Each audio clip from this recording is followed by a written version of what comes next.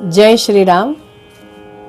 श्री ब्रह्मचैतन्य गोंदवलेकर महाराज यांच्या प्रवचने या पुस्तकातील आज 22 जानेवारीचं प्रवचन. भवसागर तरुण जाण्यासाठी नाम हेच साधन. नाम हे स्वतः सिद्ध आहे, म्हणूनच ते अत्यंत उपाधिरहित आहे. नाम घेताना आपण पुष्कळदा त्याच्या मागे उपाधी लावतो.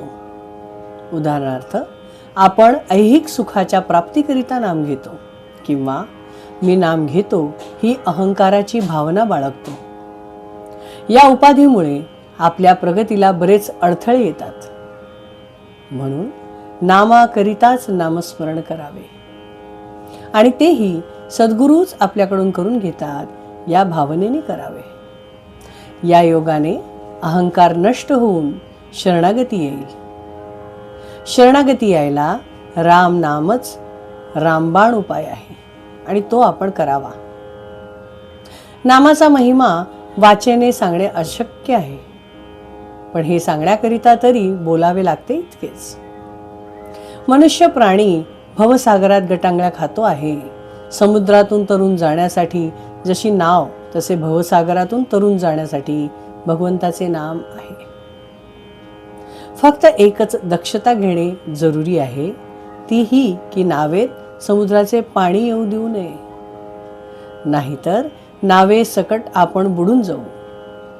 त्याप्रमाणे संसार रूपी समुद्राचे पाणी नामरूपी नावेत येऊ देऊ नये. म्हणजेच कोणत्याही प्रापंचिक अडचणींमुळे नामात व्यत्यय येऊ देऊ नये. तसेच नामाचा उपयोग संसारातल्या अडचणी दूर होण्याकरता व्हावा ही बुद्धी न ठेवता नामाकरिताच नाम घ्यावे.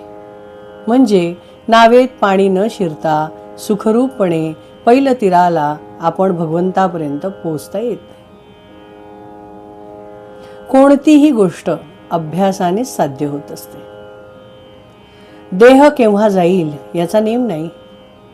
मग म्हणून म्हातारपणी नामस्मरण करू असे म्हणू नये. अगदी उद्यापासून नामस्मरण करू म्हटले तरी उद्याची तरी काय खात्री आहे का? आयुष्य क्षणभंगूर आहे ही खात्री प्रत्येकालाच आहे. म्हणून तर प्रत्येक जण आयुष्याचा विमा उतरवतो. लग्नाला आलेल्या पाहुण्याला लग्न कसे पार पडेल याची काळजी नसते, पण घरातल्या माणसाला फार काळजी वाटते. आपल्या प्रपंचात आपण पाहुण्यासारखे वागूया,